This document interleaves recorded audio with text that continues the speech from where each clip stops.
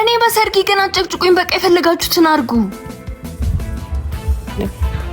ባሚ እንኳን ደስ አለሽ፣ እናትሽንም እንኳን ደስ አለሽ በልኝ ሰምቻለሁ። እሺ ፍቅርዬ ይሎታለሁ። እኔም በጣም አመሰግናለሁ።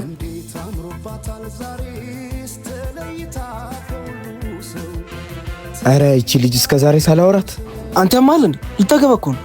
ምን መቼ? ማንን? ቃልዬን መሰለኝ። ማንነቱን ግን እርግጠኛ አይደለሁም። ወይ ጉድ! ያት ደግሞ እንዴት እንዳማረባት። ሙሽሪት ዝግጅት እንዴት ነው? እኔ ሁሉም ተሳክቶልኛል። እናንተስ ሚዜዎች እንዴት ነው ዝግጅት? አረ ለሱ ምንም እንዳታሰቢ፣ ብቻ ሰርግሽ ላይ የማይሆን ዲጄ አድርገሽ እንዳታስደብሪ። እናንተ ብቻ ለመጨፈር ዝግጁ ሁኑ እንጂ ጀግና ዲጄ አግኝቻለሁ። ማን ነው? እናውቀዋለን? አዎ ዲጄ ኤፍ ይባላል። ከኛ የሚጠበቀው ዘፈናችንን መርጦ መስጠት ብቻ ነው። ምንድነው ብቻችሁን ወሬ? ባልየው እንደውም ንገረው፣ ዲጄው ስራው ካላማራ አልጨፍርም እያለ ነው። ሚዜ እንዴ ብታየው የሚጠቀማቸው ሳውንድ ሲስተም ራሱ እንድትዝናና ነው የሚጋብዘው።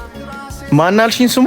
ዲጄ ኤፍ ይባላል። ለእናንተም ለሰርግ፣ ለመልስ፣ ለምርቃት፣ ለልደት እንዲሁም ለተለያዩ ፕሮግራሞች ዲጄ ካስፈለጋችሁ ቆንጆ አድርጎ ይሰራላችኋል። የሚጠቀማቸው ኳሊቲ ሳውንድ ሲስተም እንዲሁም ደግሞ ፎግ ያቀርብላችኋል ማለት ነው።